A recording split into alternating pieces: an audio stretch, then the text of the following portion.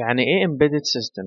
الإمبيدد سيستم عبارة عن كمبيوتر صغير بتنفذ عليه كود سوفت وير بحيث يخليه يؤدي مهمة معينة أو عدد من المهمات المعينة. بس في فرق بين الكمبيوتر العادي والنظام المدمج، إن الكمبيوتر بيمكن المستخدم يعمل أي حاجة، إنما النظام المدمج هو حاجة متبرمجة إنها تقوم بمهمة محددة. النظام اللي أنت بتعمله ده اسمه نظام مدمج، يعني embedded، لأنه عادة ما بيكونش مرئي قدامك، لأنك بعد ما تبرمج عليه الكود بتحطه جوه منتج زي مثلا النظام اللي بالغسالة أو التكييف وهكذا. يعني إيه نظم مدمجة؟ هي ببساطة معالج بيتنفذ عليه برنامج محدد، كود سوفت وير أنت بتكتبه بيخلي المعالج يؤدي وظيفة معينة.